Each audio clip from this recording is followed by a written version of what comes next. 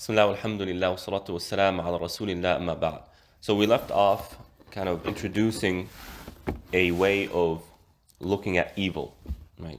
Because that is a huge question that humanity has been asking about for a long time. I believe I've already given bits and pieces, but here he dives into it. And the way he dives into it is more of a philosophical way. He goes into logic and stuff like that. And I'm going to do my best to try and summarize it in a way that's a little bit easier to engage. So I might not go into all the details that he's going into, but I hope I give enough details in a simplified way to where we can begin to understand how to properly see what we consider evil in the world around us. And so we mentioned at the end of last session that something can be either present or absent. And the presence of something can be the evil, or the absence of something is where the evil is. So for example, let's say, what was the example that I used? So let's say that the absence of money, that's where an evil comes to you personally. Why? Because the absence of money is causing you some sort of harm. Right? It's causing you some sort of harm, even if that harm is stress. So there's an absence here. Or, using the same example, the presence of money. The presence of money is attracting people to you who want to harm you.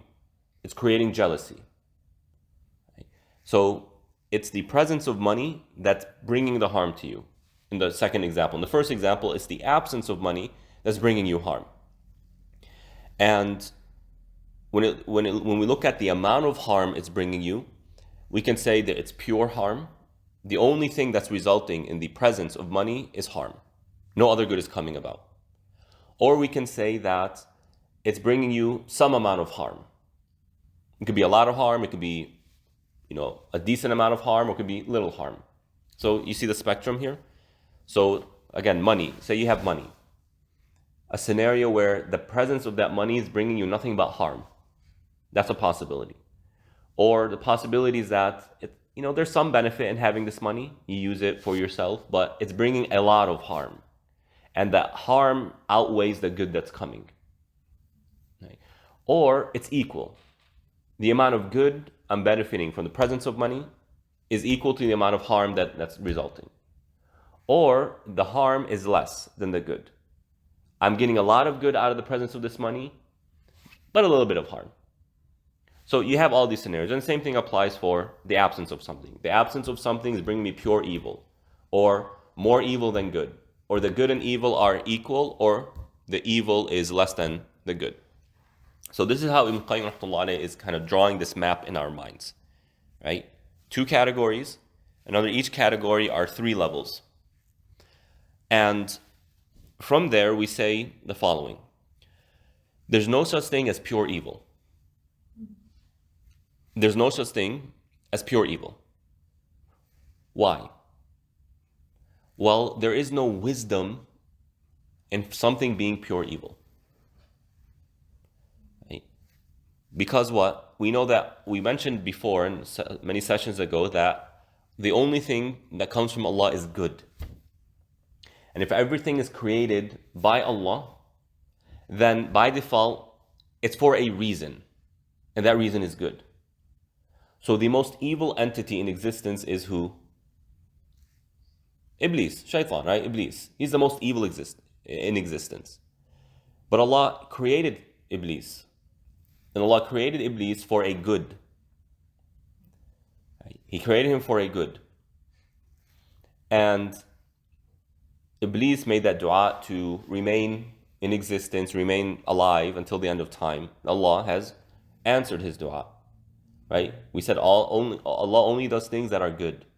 So the assumption now is that Allah allowing him to be alive for the rest of this world till the day of judgment, there has to be some sort of good in it.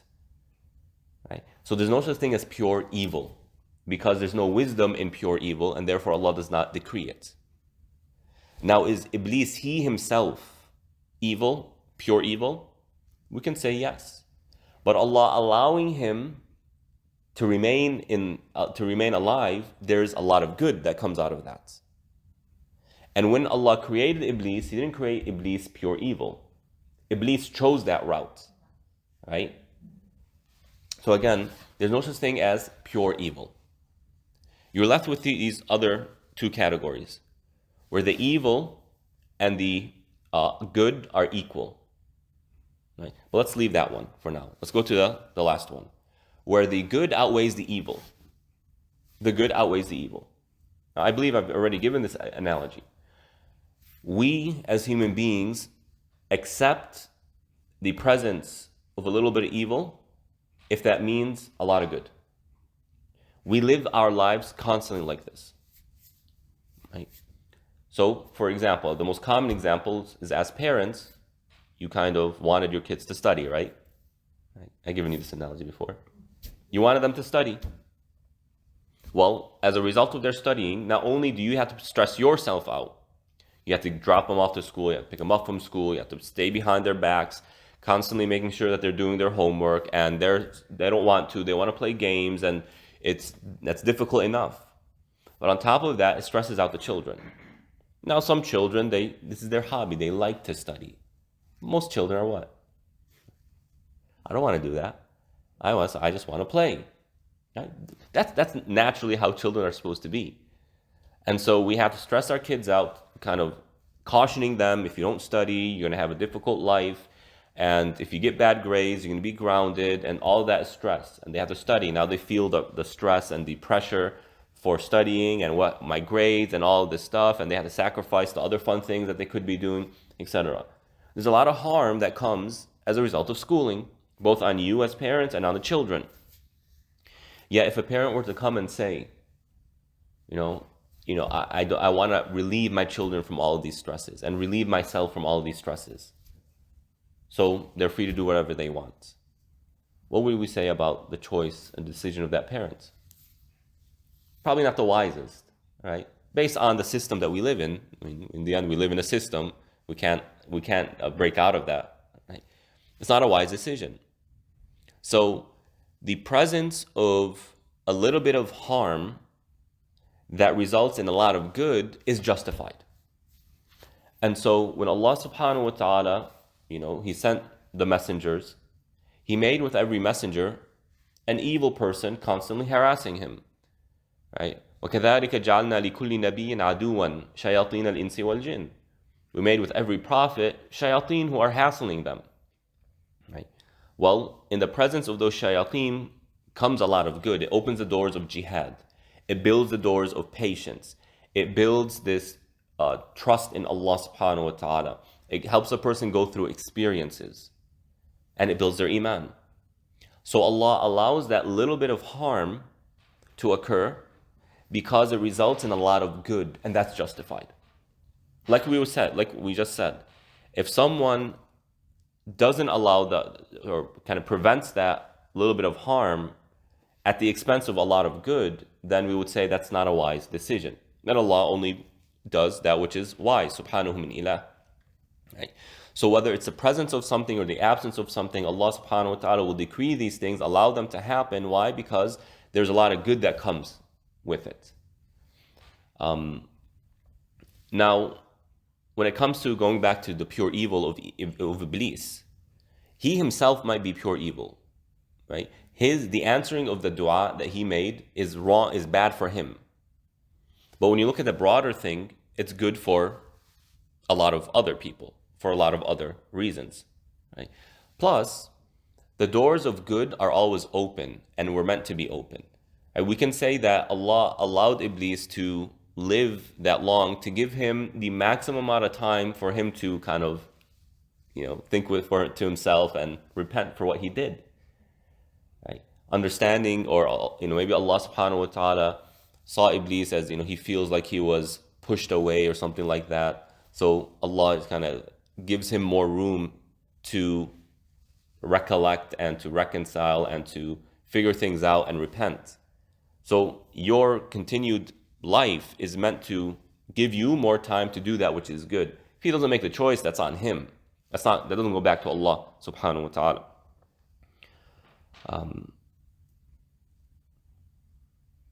As for when the two are equal, no, to be quite honest, I forgot what Ibn Qayyim rahmatullah alayhi said about that.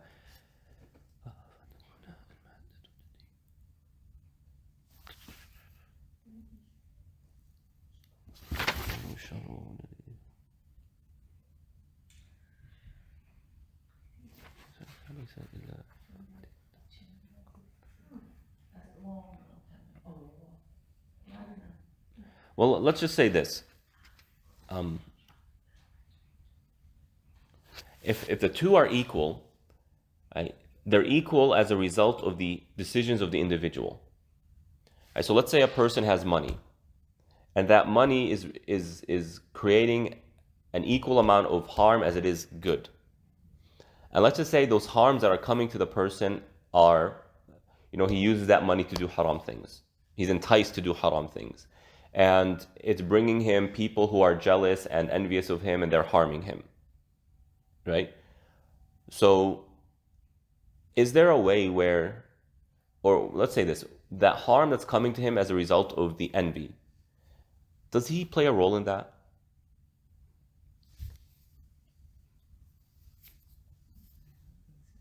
You don't think so? Right? Are there things that he can do to prevent that envy or to minimize it? Be nice with them. Right? There's probably things that he can do to reduce it, such as concealing your money. You don't have to show everybody how much money you have, right? And being generous, sharing. And when it comes to the other, using it for haram, well, you can have taqwa of Allah subhanahu wa ta'ala. So what you find is that the harm that comes to a person as a result of the presence of something or the absence of something tends to be the individual's choice, the individual's behaviors. If lack of money is causing me harm, and I'm not talking about harm like it's just pure stress. Let's just say it's stress. Why are you stressed out due to the absence of money? Unless the person has an amount of deficiency when it comes to trust in Allah, or accepting Allah's qadar, or contentment with Allah subhanahu wa ta'ala and what He has done. I know none of us is perfect, right? But the idea is, even in the case where the good and the evil are equal, if you look at evil for what it really is, all good comes from Allah, and we mentioned that all evil comes from the creation. Right? So the evil that's coming as a result of something it has to do with the individual or the creation, and not with Allah. And if we were to reach out to Allah and make dua, we can shift that balance to where there's more good than harm. Right? So like that, we begin to draw this map in our minds to reconcile the presence of evil. Why is evil there? Right? And the answer is because there's more good that results from the evil than harm. Like our presence here on earth is the result of Adam alayhi salam making a mistake, and that caused him to descend from paradise to here. And now we have to endure this life as a result of that one decision. And this life has a bunch of difficulties which we consider to be evil, right? So it kind of goes back to that first time we spoke about this. What is evil really? And now how do we understand the categories of evil? Put these two together, and then you begin to see that, well, evil is not as rampant as I think. And it's justified for there to be some struggles in my life, some evils in my life, because that's meant to open doors that I cannot open except through that route. So any questions on that? What if, like we just said about animals, because of him we're on Earth, right? But what if our parents do something that would the children, are they responsible for their children doing bad things when they're adults? No. Right? Because Nuh alayhi salam's child made his decision. We're not going to blame Nuh alayhi salam. Now, we can say that, we can always say, oh, I could have done a better job parenting. Anyone could say that. Right? Nuh could have done a better job parenting. Yaqub could have done a better job parenting. I mean, is it really Yaqub's fault? Right? How much fault is it? In the end, they were adults and they made their decision. So we want to promote good parenting. And yes, bad parenting can lead to the kids turning out a certain way.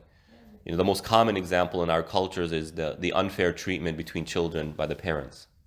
When they treat the boys better than the girls. Or when they favor one person over the other, and they make it clear to everybody else. Right? Or the grandchildren. The grandparents, they love this one grandchild.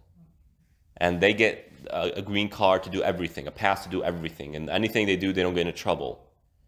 Well, how are all the other grandkids going to see that? It creates jealousy, creates problems. Right? So I don't mean to downplay the importance of parenting. But in the end, who's going to be held accountable? As far as I know, I don't know of a single hadith that will question a person, you know, why didn't you do a better job parenting? Okay. Now, I don't mean to downplay parenting. Allah says, قُوا أَنفُسَكُمْ وَأَهْلِيكُمْ نَارًا. We are responsible for, you know, putting that iman in our children. But when they become adults, they're adults. They're responsible for their own behaviors. What about Shaitan? Iblis, he was in heaven, right? But he was good? He was. He was good, yes. He was created from fire, right? Mm-hmm. But does Shaitan, like human being, has choice to distinguish between good and bad? Yeah. And make Yeah, that's why they're accountable. They are. Yeah.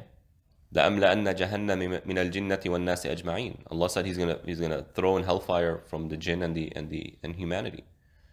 So they are accountable. They can rationalize good and evil. They can distinguish between good and evil. They can make that decision. But his fitra was good. Like, Yeah, he was good in the beginning. And there are jinn, as Surah Al-Jinn mentions, وَأَنَّ مِنَّا الصَّالِحُونَ وَمِنَّا دُونَ ذَلِكَ وَأَنَّ مِنَّا الْمُسْلِمُونَ وَمِنَّا الْقَاسِطُونَ. Among us are the righteous and those among us who are believers but not so righteous. And among us are believers and among us are disbelievers. Right? So they have the entire spectrum that you see here. You have jinn who are Muslims, you have jinn who are Christians, Jews, Zoroastrians, Hindus. You have all of that. Right? So they are accountable. Okay. So after discussing that, the next question that pops up is, well, why didn't Allah just create these things without the evil? Right? Why didn't Allah just create these things without the evil? So the example that we can give is fire. Fire has certain evils that can result from it. It's hot, so if you touch it, it burns you. It can burn things, and that can cause a lot of damage. It smells, it kind of could smell bad. Or maybe if there's too much, fire creates that smoke, that black smoke that can suffocate a person. Right? So there's some evils that come with it. So why didn't Allah just create fire without those things?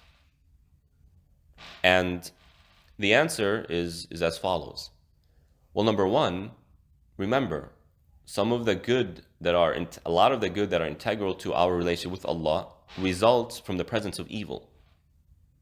Right? It results from the presence of evil.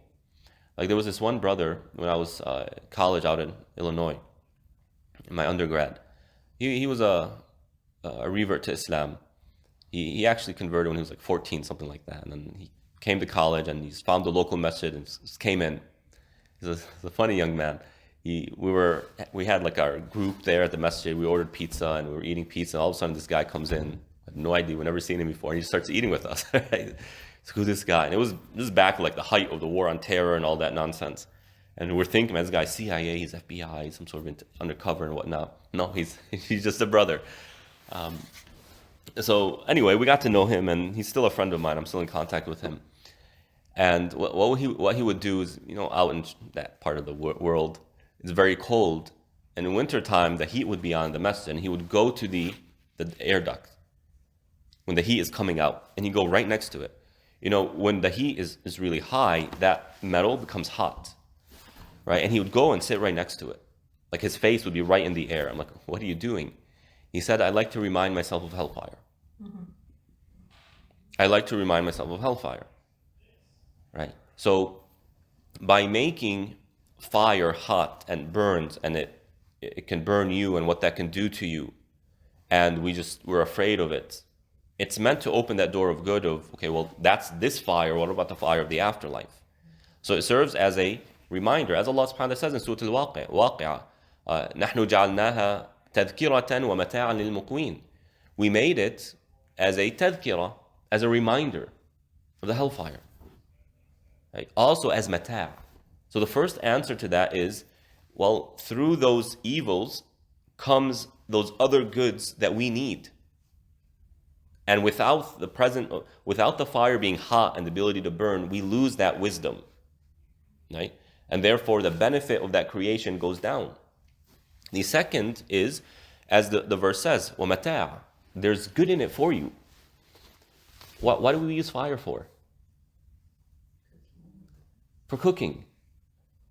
Well, what about fire helps us cook? The heat, right? So if we say that it's the heat that results in that evil, well, if you take away that heat, you lose the ability to cook. You lose the ability to stay warm back in the day. And even now, I mean, these water heaters and whatnot, they're heated most of the time by fire. You lose the ability to the light that comes from the fire, among other things. So there's a ton of good that results from its ability to burn. And if a person comes and says, well, why didn't Allah create it without the ability to burn because of the evil? Then you've taken away all the good. And the good far outweighs the evil. And on top of that, when you think of the world right now, how many people on this earth right now are benefiting one way or another from the heat of fire? Billions of people? At this second, there are probably billions of people benefiting from fire, right? At the same time, how many places on earth right now are burning because of fire? How many homes are burning right now? How many cars are burning? How much land is burning right now as a result of fire? Very, very little, right? I mean, take California, for example.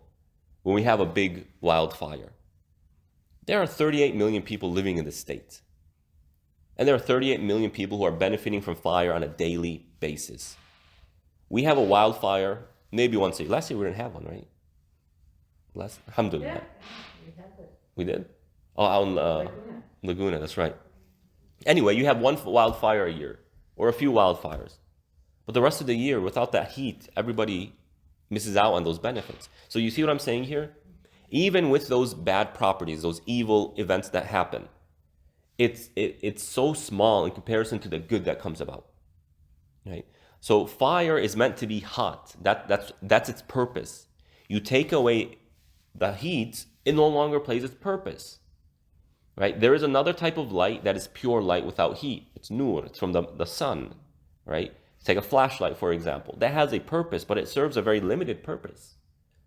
You have these other properties that come up as a result of the heat.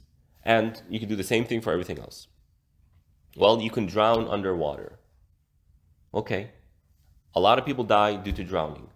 And this young man just passed away. May Allah subhanahu wa ta'ala have mercy on him. May Allah give his family patience, ya Rabb. But again, the property of water needs to be that way for a lot of other reasons. Right? Water plays a role in the creation of oxygen in the ozone layer, in the atmosphere. And look at fish, for example. Fish is called lahman tariya. It's always fresh.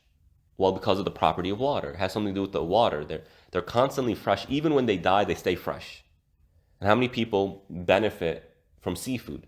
I mean, there are entire regions of the world that their main source of food is seafood, like Indonesia, like a lot of these areas that are on the ocean shores or on seashores and whatnot. Their livelihood is based on seafood. Right? And look at the nutrition that comes from seafood. Well, you take away that property of water, then perhaps you're destroying this. And just keep going on. Cars, the potential of getting into an accident. A lot of people die in car accidents, right? Well, take away cars. What do we lose? We lose a bunch of other things. You see what I mean here? So no matter how you look at it, this question of, well, why didn't Allah just create it without that evil? Then you just lose the essence of that thing, right? And the good always outweighs the evil. And so it makes no sense for Allah subhanahu wa ta'ala to remove those evils at the expense of all of those goods. Plus those potential evils, a lot of times are the results of our own doing. And the results of our own doing. Not obviously not all the time, but a lot of times they're the results of our own doing. Right.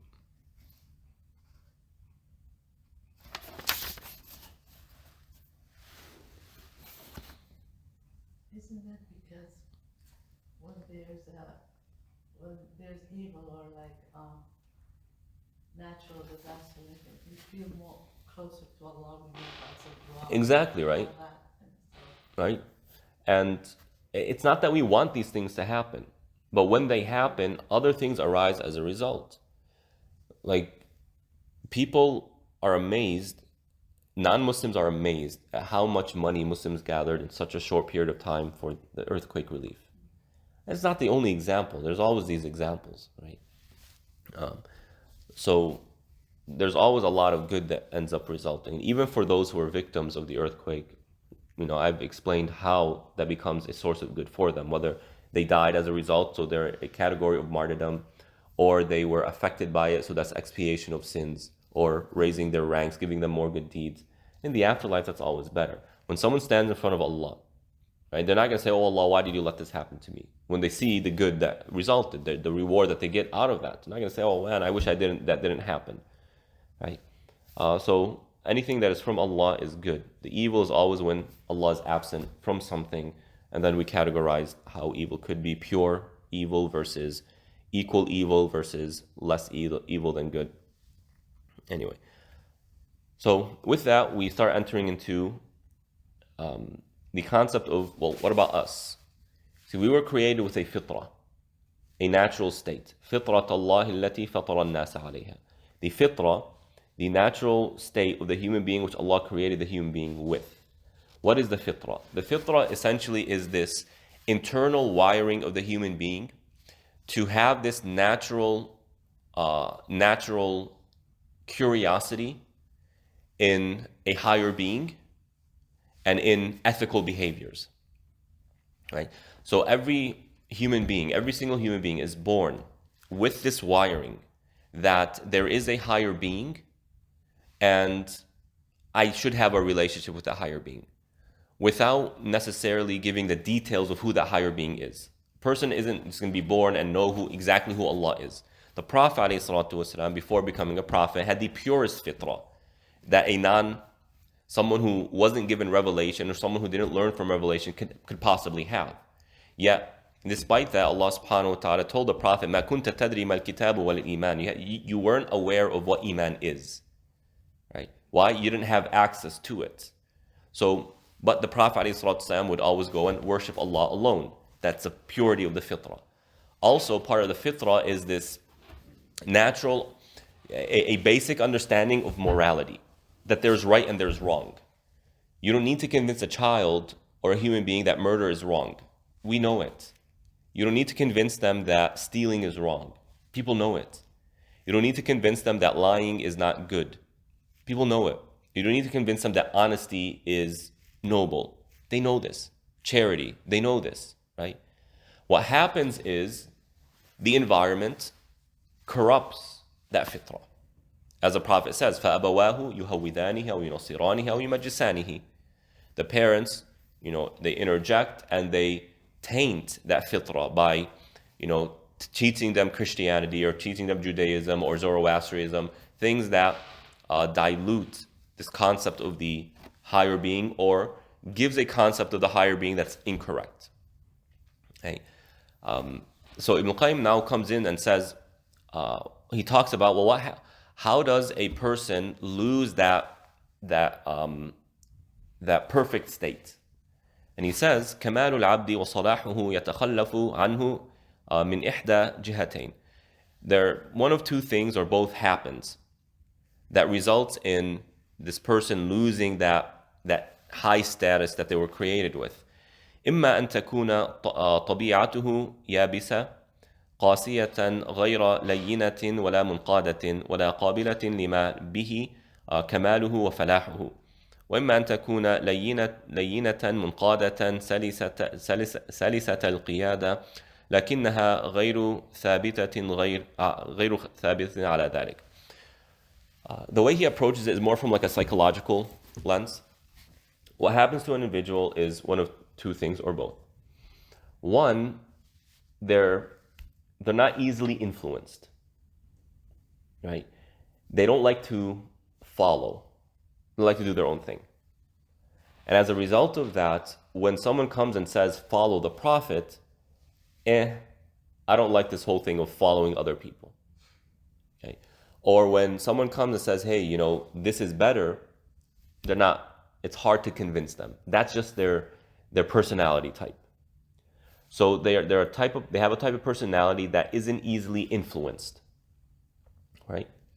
The other possibility is that it's not that they're not easily influenced. They're ready. Their problem is when they do something, they have trouble with discipline. They have trouble being consistent.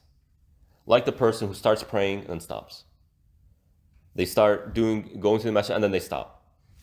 The Ramadan Muslims, beginning of Ramadan, they're here, they're present, they're excited. Assalamu alaikum, Sheikh. We love being here. Can't wait for this month. 3 days later, 4 days later, they're gone. Right? It's not that they're evil in their hearts. It's just that it's not easy for them to be consistent, to be disciplined. So this is where the human being struggles. I need to be influenced.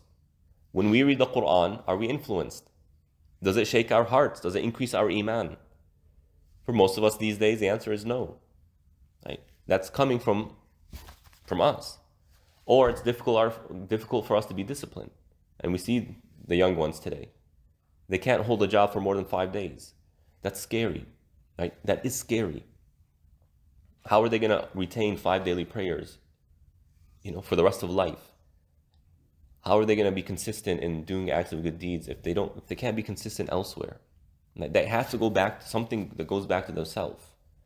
So this is where the challenge comes. And what a person needs is the ability to be influenced by the truth. Of course, we're not saying be influenced by anyone or anything. Someone who, if they hear 2 words, or, oh wow, I'm going to do that for everything, that's a weak personality. That's a person who does not have much experience in life and they have little knowledge in life. And so anything that they're told, they're influenced by it. It's like these young ones. Whenever like a boy or a girl talks to them, it's just, this is the love of my life and I can't see myself with anyone else. That's lack of experience, right? We're not saying be like that. But when it comes to the truth, even people who had the strongest personalities need to develop this ability to submit to Allah and His Messenger. Abu Bakr, Umar, these guys were very strong people. They moved nations and they defeated huge nations, right? These aren't easy people. But when Allah is mentioned, we hear and we obey. That's how they were. Right? And they were consistent. When they did something, they did it, and they stuck to it. So when Allah provides someone with these 2 characteristics, being influenced by the truth and being consistent in applying that truth, that is, the fadl of Allah. That is the bounty of Allah. So if you want to improve your iman, ask Allah for these things. Allow me to be influenced by the truth, and allow me to be consistent in the truth. And there are prophetic dua that the Prophet ﷺ has made in regard to this. إذا ابتلى الله عبده بشيء من أنواع البلايا والمحن فإن رده ذلك الابتلاء والمحن إلى ربه وجمعه عليه وطرحه ببابه فهو علامة سعادته وإرادة الخير به. This is very important. Because we always get asked this question of, when Allah tests me. Why did Allah test me? Is Allah punishing me? And people will use someone's, tribulation as, oh, Allah is punishing you. You see, you're a bad person, and they'll start attacking that person. Well, how do we know? How do we know what is really happening? Ibn Qayyim rahmatullah alayhi, he gives us the principle. Right? If what you are going through is taking you back to Allah, that is a blessing. That is a blessing. Just pause here.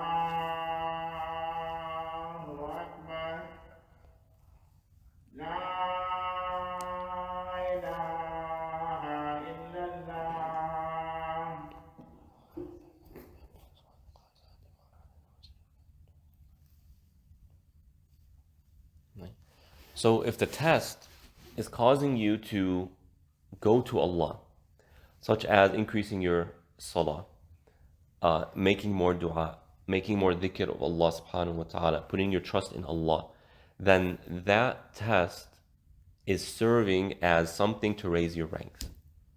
Allah made it that way. Allah brought this to you because He wants you to grow. He wants you to be closer to Him. If Allah loves someone, He brings that person closer to Him. Right? And Allah says, وَعَسَىٰ أَن تَكْرَهُ شَيْئًا وَهُوَ خَيْرٌ لَكُمْ. And it's not that we like what's going on.